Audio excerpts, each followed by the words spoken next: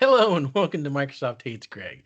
My name is Greg Deckler, and today we're going to be revisiting multiple visual performance, right? So I did a video a little while ago where I had done some scenarios with like having 1 to 10 cards on a page, 1 to 10 cards that are the same on a page, 1 to 10 tables on a page, right? So I did that, and we were going through this report kind of right here where I was explaining like, okay, a single card on average comes back in 283 milliseconds, um, over 10 attempts. Okay.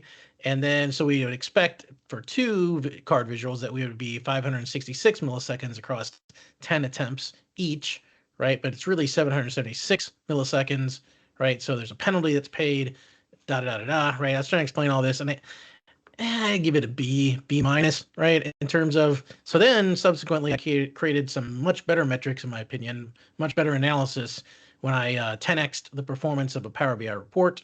I created better metrics. However, it was explained to me, or by mentioned by a couple of people, that I did a crap job of explaining the metrics. So I'm going to give it another. So what I did was I ported those metrics over to this report, and I created a couple different new scenarios. But first, before we get into the analysis, I'm going to explain this one more time and hopefully be much more clear about it. Right. So back-end stuff is parallel, right? But the front end, the UI, visuals rendering on the page is serial, right? It's sequential. So, this visual has to render before this visual can render before this visual can render. Okay? The important part you need to know about this is that the last visual that renders, the amount of time that it takes, is the amount of time that it takes to render the page, right? Because the last visual that renders on the page, right, over here means that the page is fully rendered. Okay, so that's what's important about this. Now, let's go ahead and go to this. I put this together to explain this. Okay, so I was calling this chart type. Don't ask me why. But basically, I create a scenario. Okay, let's say it's 4 cards on a page, right? So I'll name my exports, 4 cards on a page kind of stuff, so I can keep track of all of them. Now, within the 4 cards on a page, right, I do 10 refreshes. In this case, it's 2. So there's user refresh action 1 and user refresh action 2. There'll be 8 more of these in then stuff that I do. Now, within these, right, there are these visual load containers that contain the entire time that it took to render that visual on the page. And beneath this, right, there's this whole hierarchy of stuff like the query and the data shape engine, the AS engine, render, blah, blah, blah. We don't care about any of that for this, right? It's all there in the data, but we don't care about it. What we care about is the maximum visual load container underneath this user refresh action 1 and the maximum here it is, underneath user refresh action 2. Because again, the last visual that renders tells us how long it took the page to render, okay? So we want the maximums from this user refresh action, we want the maximum from this user refresh action.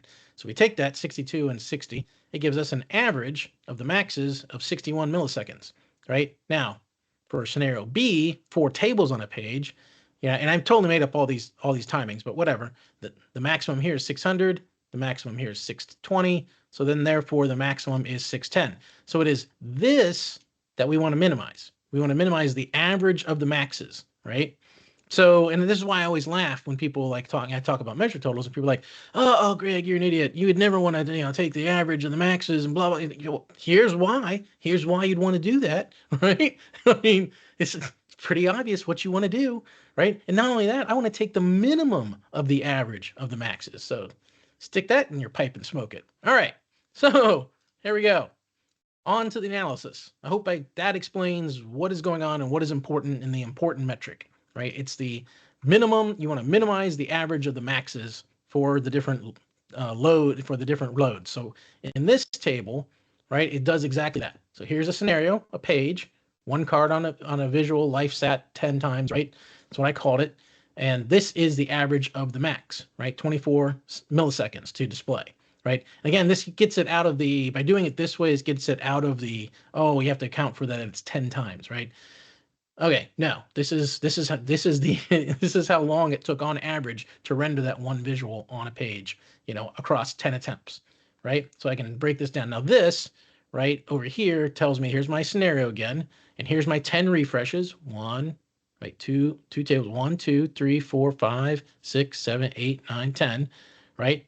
Here's the maximum of the visual container, right? So these are the numbers that I'm averaging, okay? You can ignore this, is the average visual container overall, right? But this is the maximum of the visual containers underneath this action, right? So this is what I'm averaging.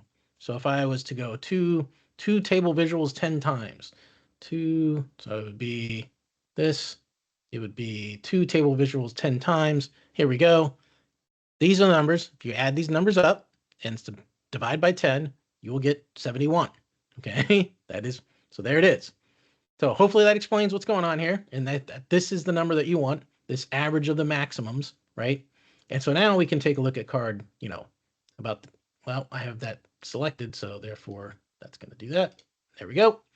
Okay, so now what we can do is we can see very clearly, like, okay, the average around here is around 28, 30 or so, right? And this is about, twice as much, right?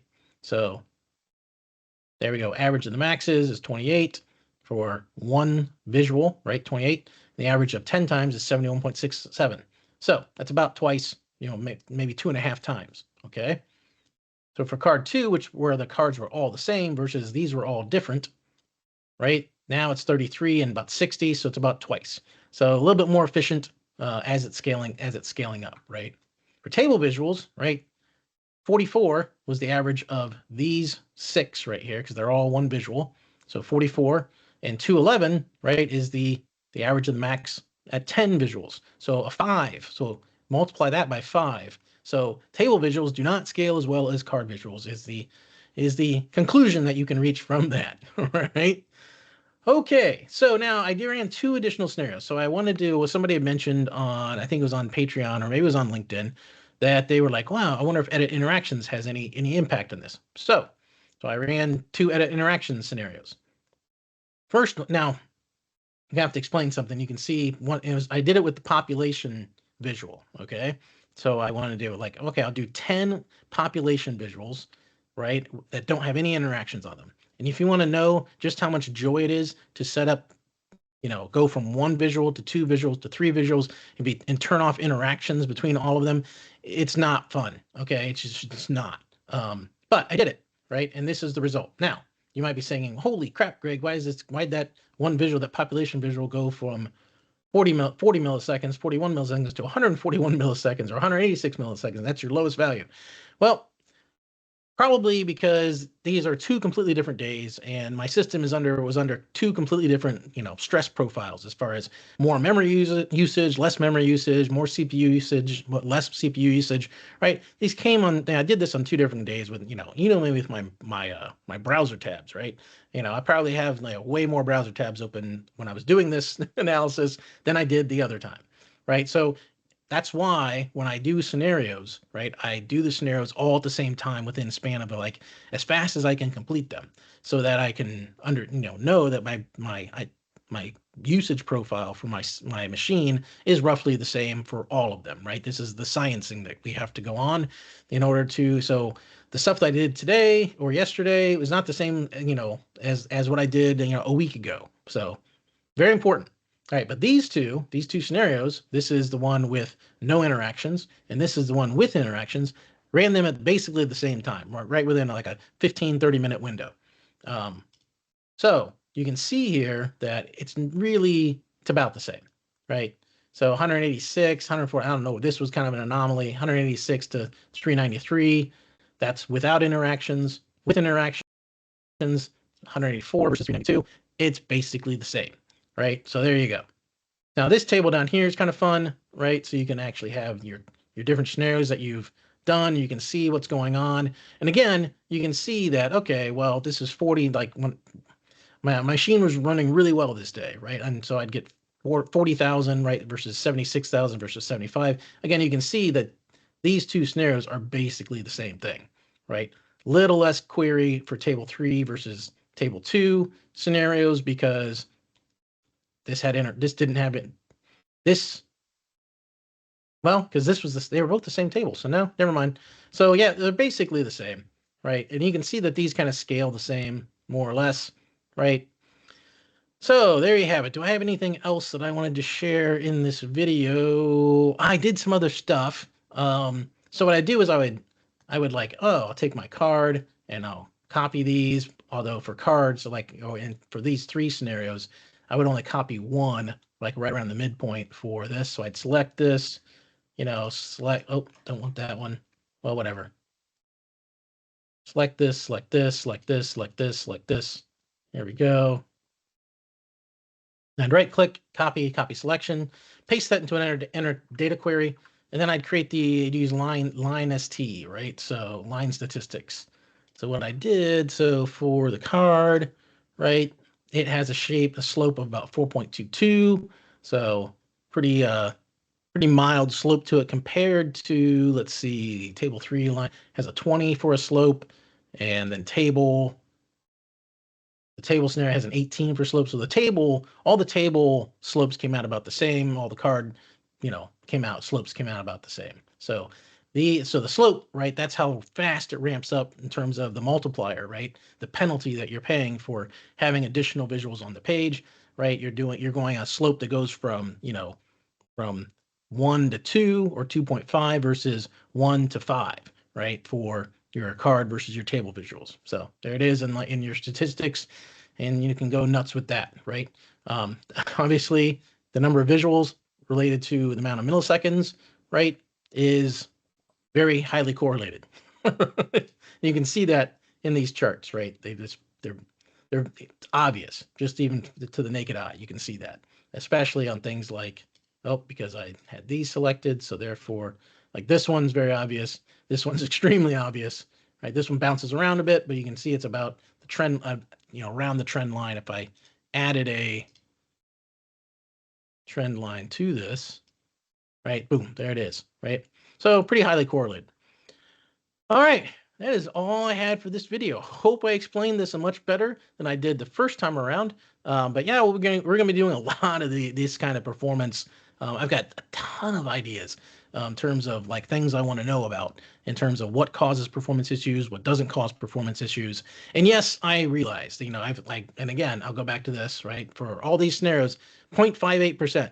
This is how much time was spent in the formula engine and the storage engine, right? So if you're trying to optimize that stuff, you're trying to optimize less than 1% of all the time that's taken to render the reports. Now, I do realize, right, that that this is all shared, right? If you're in the Power BI service, and you've published all the reports up, all the reports, from this perspective, from the analysis service perspective, are all sharing one, pool of compute, CPU, memory, right? And the data queries, the DAX queries, and all that stuff are impacting that pool, right? The rendering of the visuals, yes, it happens in the browser, basically. So you're using local client compute in order to render that stuff. But still, in my opinion, I don't think you'll ever get a scenario where you could 10x the performance of a report by improving your DAX, right? Unless your DAX is just garbage and terrible, right? So, like you're using calculate in that one scenario that I show where it's like, it's like, oh, by date, and you're trying to do year to date, and calculate just grinds to a halt, right? Unless it's coming some scenario like that, and then you switch to no calculate and you fix all those problems, right? I don't think you're going to 10x a report performance by focusing on optimizing your DAX, right? You're going to do it by optimizing your visual layer and how fast it renders. And that, and I think users really appreciate that when they can take a look at something and they can interact with it, and it's just snap, snap, snap, really crisp. So we're going to be doing more of it because I find it interesting, and I don't see anybody else that's really talked about it. So there you have it. That's all I had for this video. Hope you enjoyed it, and I'll see you next time.